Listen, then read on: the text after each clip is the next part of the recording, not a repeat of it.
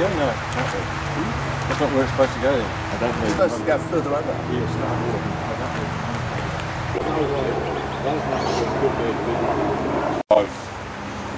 I've survived that many years in the ground.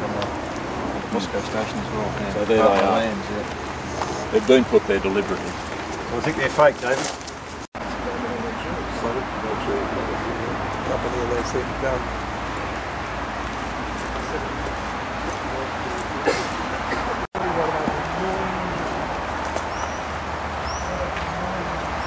Yard of stuff you take out of a cutting, you've got roughly 2 cubic yards to use for your embankments.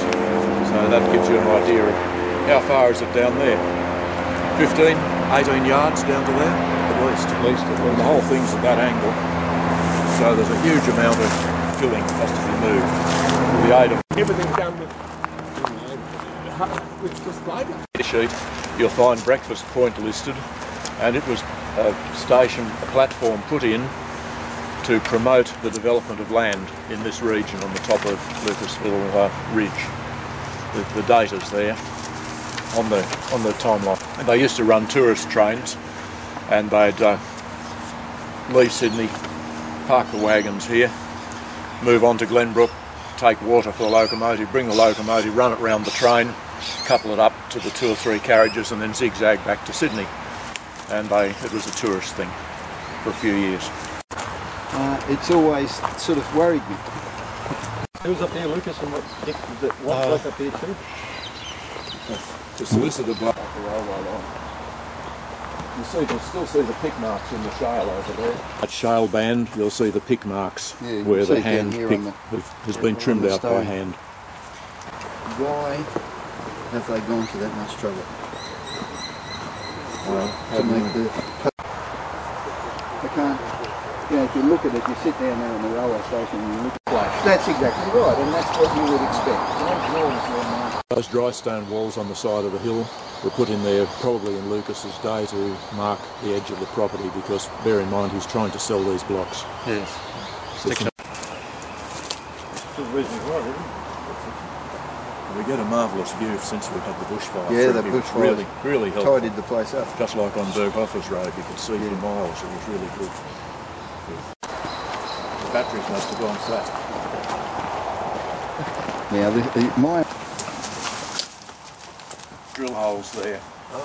Now these are made by hand. In the 1860s there was no air-driven drills. They had to be done by hand with a hammer and a tip, hammer it round to pour water down the hole. And that one, probably the explosive went off about there. They used gunpowder, which the Chinese invented, because in 1860 gelignite hadn't yet been invented, so they could only use gunpowder. black powder. So there's your railway cutting just as it's chopped out, and not much handwork, not like at Glenbrook with all that straight handwork. But it always amazes me how wide they make them for a single track train, because the rail wagons are only 8 feet wide. And then we've got to get the length of them, we've got to get them around the corners. So they're picking there. Because it's a bit old.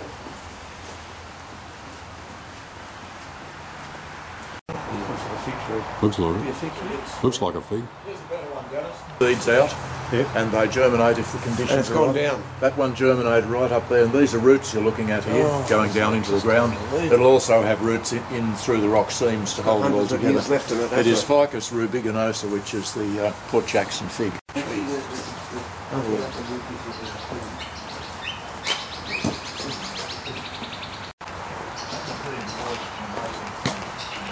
Righto. Here's your culvert, made of stone, and it's got a solid stone base and stone walls, and those stones across the top stop it collapsing sideways. And there it is, as good as the day it was built in 1866. Yes. Same as the Romans used to build in various places when they were on their Roman trips. Well, there it is. Very primitive, but very effective. And nonetheless effective. And it still works. Yeah. Like beautiful engineering. Fantastic, isn't it? Old-fashioned, but still works. Yeah, beautiful. Drive with a quite a four-wheel drive and people once. Round one? Yeah, that could be. I think that one's round. Yeah, that could be.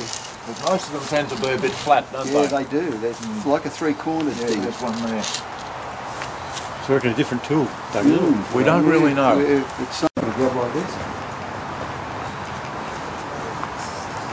Yeah, but you can see the drilling on Mitchell's Pass. Where the Yeah, blast second one. occurred. Yeah, that's right.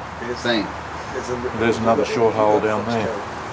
It's immediately up and up. Project 1910, 1913. I think 2 people were killed with explosive accidents. Here has absolutely nothing to do with the railways, has everything to do with the Lapstone Hill Hotel that was established in the 1920s.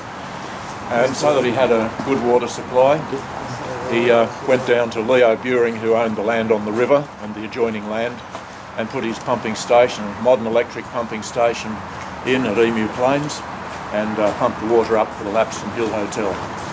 Because town water didn't get to Glenbrook until the 1940s, until the beginning of World War II. So that's what those pipes are all about. Are they still going? Are they still going? We're standing... Say when? Yeah. We're standing on the top road of the Zig Zag, looking down into the middle road at the north end of the middle road. We'll be coming back this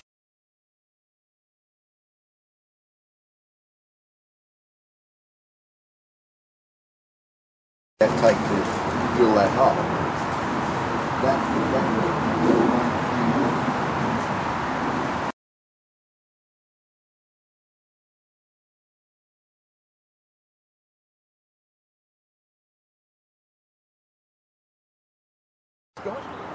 Bye, Doug.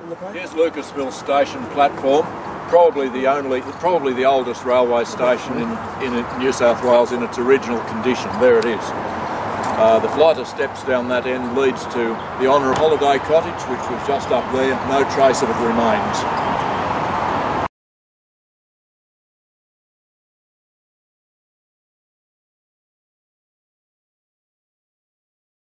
It's amazing engineering that it's, you know, like we're talking serious years and it's still working.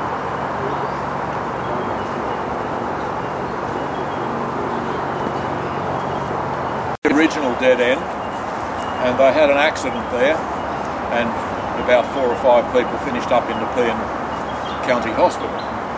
After that, they put in this dead end here, which has an uphill gradient, to make it easier to stop the non-air trains.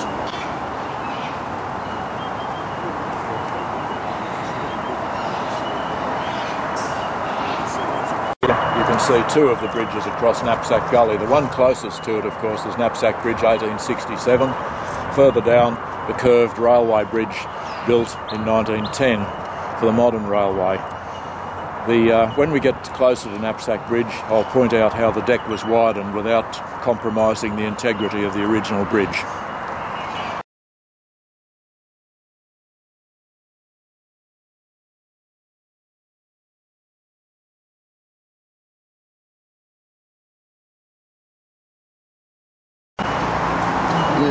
We're now looking at Knapsack Gully Viaduct, built originally in 1866-67 for a single-track railway. It's been widened in 1938 to allow vehicles on the main road to pass. Now, to widen it, they cast reinforced concrete beams which stick out that far where I'm pointing.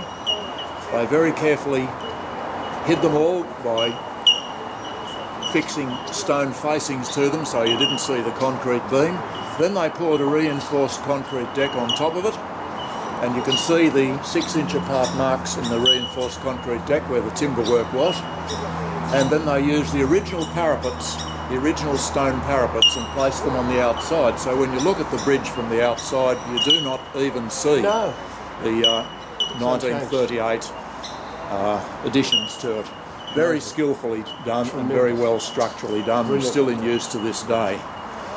In the early 1970s, the Department of Main Roads decided it was looking a bit tatty, and there was a lot of mortar staining from water coming in from the road bed and washing the lime out of the mortar and staining the piers.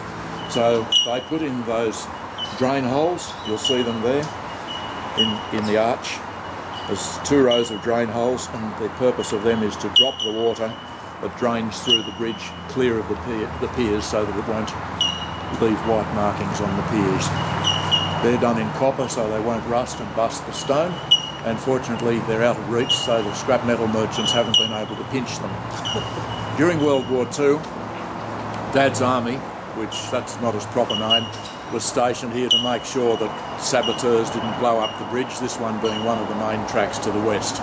So this bridge and the railway bridge were defended by Dad's army during World War II, which I like to refer to as the Japanese invasion, because that's what it was all about. Okay. The big arches in Knapsack Gully Viaduct are 50 feet in diameter. They're round arches, Roman style, and the little ones, one at each end, are 25 feet in diameter.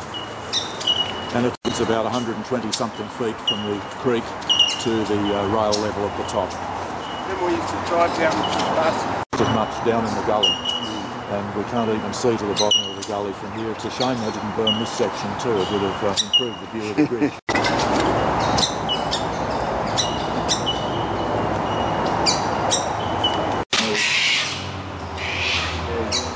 You know, the thing about this is they had to quarry the stone, cut it.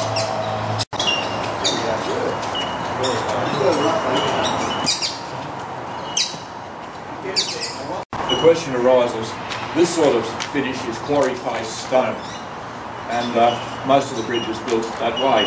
When you get up to the inside of the arches, you'll see it's all dressed, sparrow picked like that by hand. Easy to put into a knife. And the purpose of that is you've got a timber form that you have to lay the stones to, and you have to have them fine to fit them on the timber form. And when you get that course done, you move the timber form across to here, prop it where it sits on these. and do the next. I say also aesthetically, man. Resting on the timber. No, it's not a set. We're not worried about how it It's looks. mechanics. What do you do? Run too fast and collapse?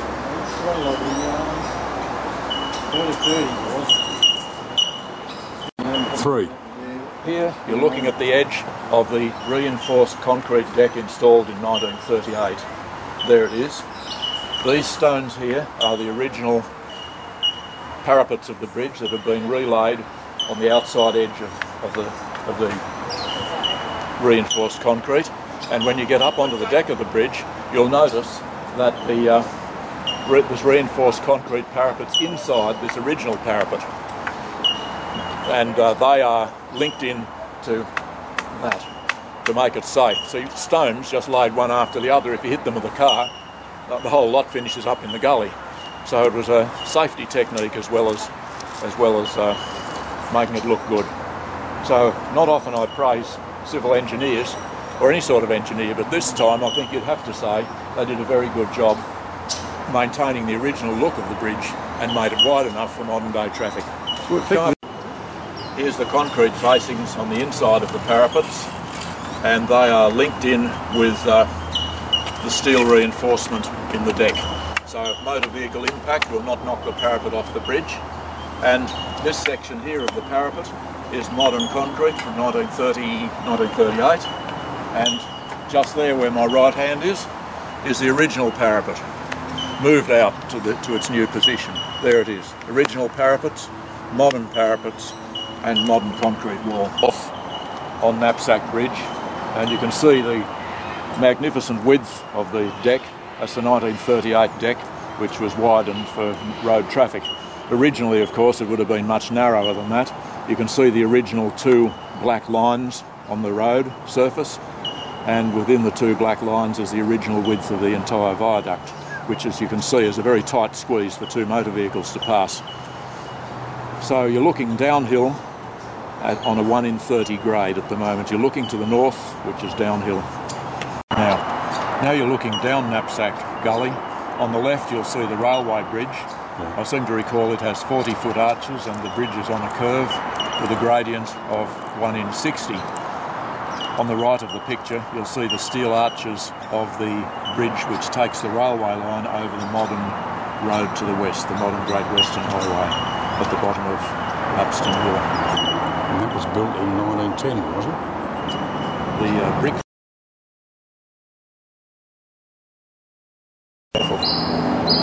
stones.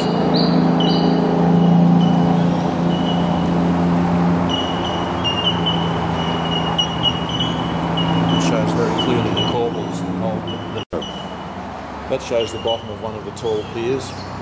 The drain hole that you'll see just near the first corbel course was installed in the 1970s to stop cement staining on the rest of it. The weathered pieces of sandstone have been weatherproofed, and on both sides of the main arch you'll see the corbelled out beam which holds the modern reinforced concrete road that was plonked on top of it in 1938.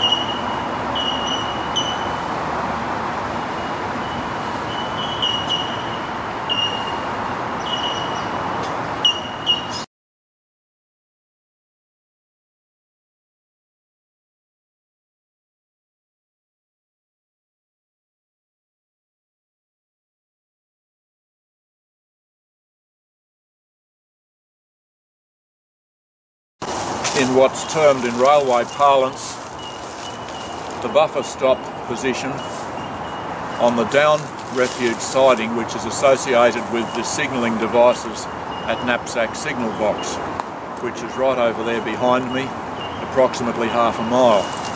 The purpose of this siding, and another one which no longer exists right over behind me, was so that they could park trains here and get more of them through the tunnel in any given time when they were using Lapstone Tunnel.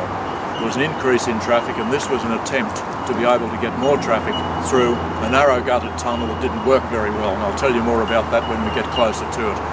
So the correct railway parlance of this is down refuge siding. Down in railway parlance means uphill.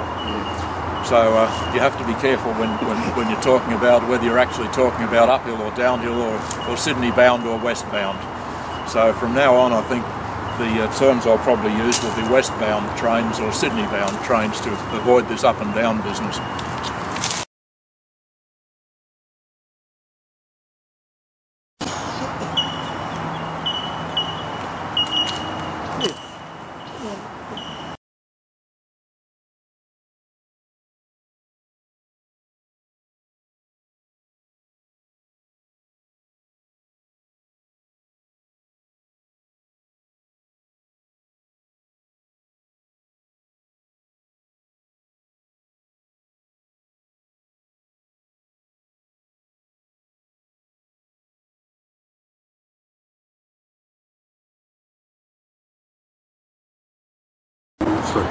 Now we're walking down the middle road of the Zig Zag, and we're now on a falling grade of 1 in 32, sorry. The trains would have originally, a westbound train would have originally come up this section of the track backwards.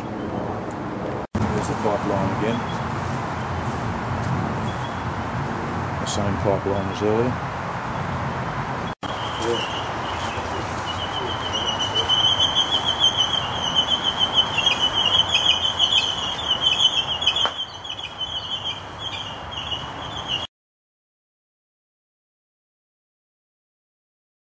It's a gap in it's a cloud. It could be a roof, couldn't it? It looks like a roof, but it's actually a cloud, so that gives you an idea of how much the walk through plenty of cuttings today. What are you looking at? This is the privy hole associated with the pointsman's cottage on the middle road of the Lapstone Zig Zag. Most of the lining stones have been removed, along with the pointsman's cottage. No trace of the pointsman's cottage exists either. The privy would have been exactly the same as the one behind the pointsman's cottage in Ross Street, Glenbrook. It's like a stone wall, isn't it? Again. This cleared area here is about 30 feet square, which gives it plenty of room to accommodate a pointsman's cottage exactly the same as the one at Glenbrook. No doubt when it was no longer in use after 1892, it would have either been sold or stolen, and no stonework remains, no trace of it remains at all.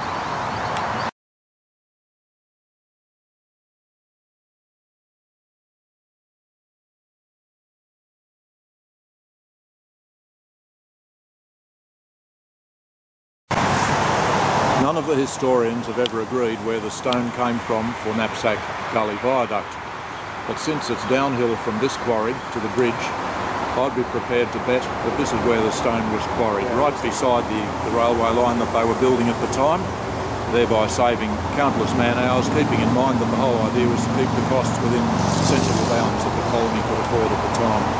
We're standing approximately where bottom points would be on the original Zig Zag railway. So where that car is, he's just come up over Knapsack Bridge, you might imagine, and the train then from Penrith, the westbound train goes forward in that direction to the bottom dead end, and then the pointsman flips the points across and the train goes stern first up the middle road to the top dead end where we've already been, and then the pointsman flicks the points, and then the train goes forwards along the top one and around through the ridge, through a deep cutting at the top of the ridge, which you'll see from the highway when you drive back towards Glenbrook, and then a slight downhill grade into Glenbrook Station, Old Glenbrook. Now here is a bit complicated because I'll show you pictures of this and maps when we get back there, you'll know what you're looking at. Huge amounts of confusion arises whether that's a signal box or whether it's a sentry box or whether it's a privy. But there are all sorts of structures that were put there at different times, and some of them are simply a shelter for the pointsman, and the archaeologists can't always agree on it, neither can the railway historians. But what you've got to remember, it was an economical railway, an El Cheapo railway in 1867, and as more traffic was put on it, they improved it, and their improvements even weren't very adequate at times, but it was all intended to help until they had enough money to put a double track railway right round through the bluff, which is 2.5 miles further, but a much more favourable grade. So eventually they spent the money. So what we're going to do today is, it's pointless walking around the bottom dead end, there's very little to see there. What we're going to do today is walk up through the 1892 cutting which leads to Lapstone Tunnel. Notice I call it Lapstone Tunnel, not Glenbrook Tunnel. People think a train still runs through it if you bridge. Then you have to imagine another road going up, another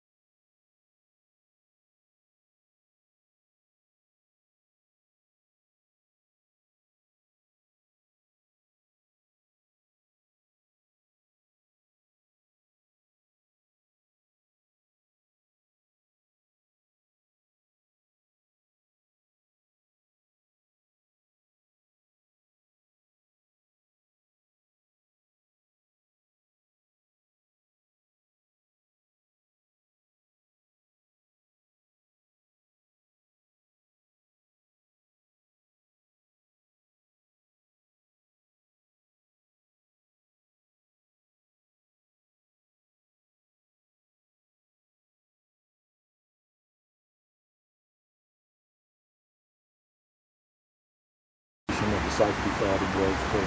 So up we go. Invented the tunnel.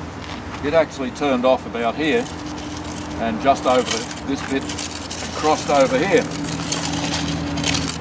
and went down that way. And that's the way we're going to go. So it went out here? Yeah. All this has been dug up to the cove, and they've got the seal line through here. That's when they closed off the seal spreading.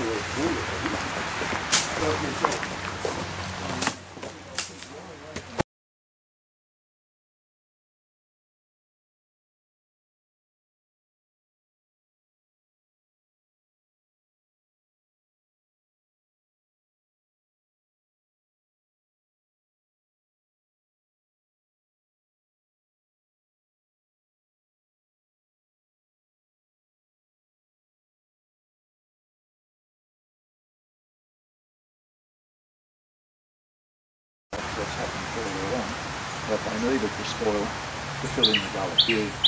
And I'll then tell you how many times the gully's been disturbed. Upgrade to the tunnel right here. So this section of the hill, of the formation, has been washed away, and it's not the first time it's washed away. The first wash away was in 1906, and we've got the Nepean Times account of that on file. And the second time it got washed away, I've no idea when. It wasn't being used as a railway, but obviously it would have carried on at this gradient and headed in that direction across to that side of the gully. Now, is this Scarrett? Is this race down? And yeah, read your account. okay. Was it around here? All right. And that's that creek that they tried to keep away from the railway. That's right. Unsuccessfully. We'll see it all. Okay. It would actually be heading across in that direction. But we can't see into the gully. There's quite a deep gully in there, and there's a lot of filling in here. We'll keep going. Structures here.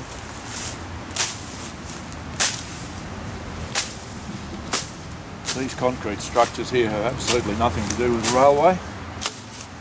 And if anybody's ever worked for the Department of Public Works, they'll recognise them as sewer engineering. That's right. Now's a good time to tell you what's happened in this gully since 1892. So in 1892 they put the single track railway up through here and completed the tunnel.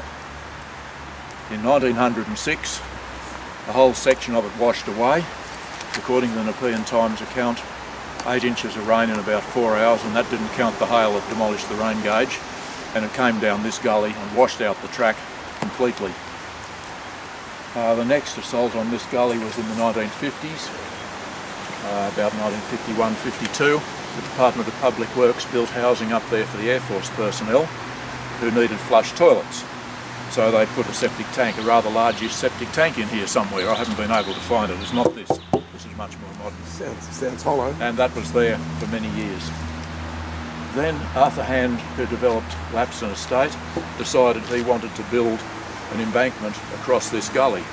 So he had his earth moving machinery in here, and he was taking away filling to make a sort of causeway across to Lapstone Estate, which washed away in 1961.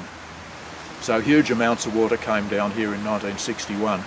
So somewhere along the line, with the engineering and the disturbances over the years, that section of railway formation is completely gone. And we'll join the original formation again over in there. So that gives you a brief rundown of what's happened in this gully since 1892, to my knowledge. Okay. And Eventful. the problem is that the gully, the railway was built on a natural watercourse. That's right, yeah. And they've never engineered it to such a standard that was able to mitigate that natural flow. That's right. Away from the railway engineering. Yeah, so when the railway engineers looked at the catchment, have a look at your map and you'll see it's a relatively small catchment. But if you get 8 inches of rain in 3 hours, no sort of engineering has ever been designed to cope with that. And in 1961, I think there was about 3 inches of rain in 2 or 3 hours. So it really bucketed down. That washed away Arthur Hand's causeway. So they didn't plan for any possibilities of any emergency. Nowadays we use the term one in 100-year flood or something like that. Right. That concept hadn't been developed by the engineers at that stage. They just looked at the catchment area and thought, oh yes, we'll build a bypass channel, 10 feet or 12 feet wide and that deep, that'll be adequate. And that's what they did, and it wasn't adequate because of the freak storm. Isn't that in relation to the removal of Glenbrook's sewage treatment works? Yes, exactly. And the pipeline follows this down here underground. I don't know exactly where. Yeah, I saw. That's when I found the sleeper. Oh, good.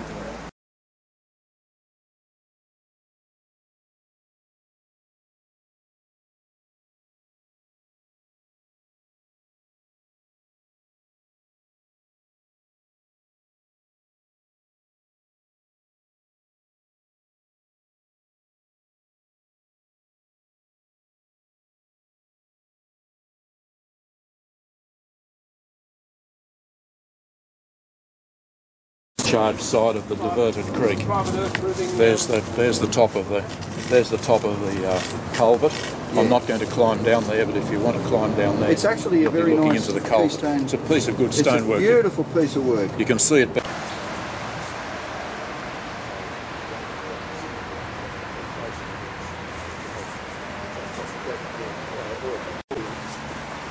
Now watch on the left the drill holes. See the drill holes? Yeah. Drill holes there. Yeah, now some of these drill holes are round and some of them are triangular or square. Some engineer will have to tell us the answer. Yeah, and it's in the rock up here. Oh, Right up the top. I guess the point of that. Yeah, well that cutting leading to the Glenbrook tunnel. That, Doug, that's not round. It's not round, no. I don't know how they did it. It's a triangle. Looks as though It's a triangle thing, looks as doesn't though it? it's triangular, doesn't it? Yeah. Let's assume that it's drilled down as far as there, Yeah. all right, and now it stops there, They pack the charge in there. pack the charge in there. And then they fill Bear it. in mind that they're working on a face. You're starting at right the end of the across. cutting, Yeah. so that's that hole there.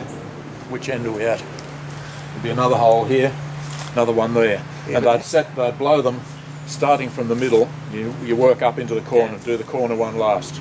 But how come that is intact, not disturbed? It's still a perfectly. Well, it blows this. That's what they did. They use tube explosives nowadays. These explosives were very expensive. You see that drill hole is Yes, very much nearly longer. 2 metres deep. Yeah, that's long. Wow. So they're definitely mechanically driven. But Yeah.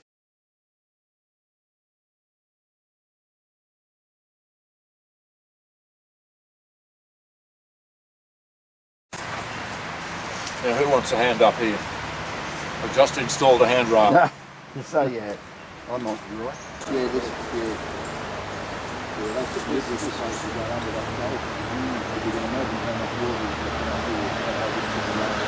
going See? There's that wall there. Now that's to keep the creek out of the railway line. Unfortunately. It didn't work very well. No, it didn't. See it? Souvenir. Up we go. Yeah, it is all over the place.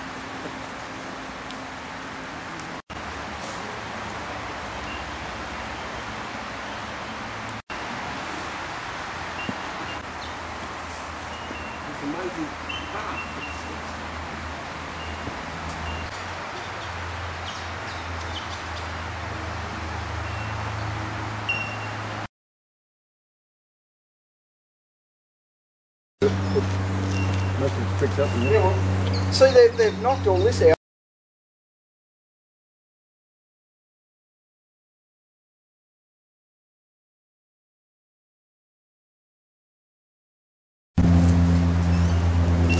Now, if you can imagine that full of water ripping down there, imagine how much damage it does when it gets further down and blocks that.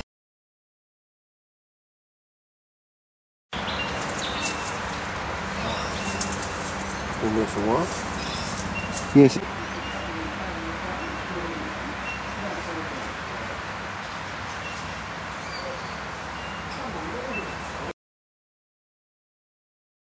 Out this way, Doug?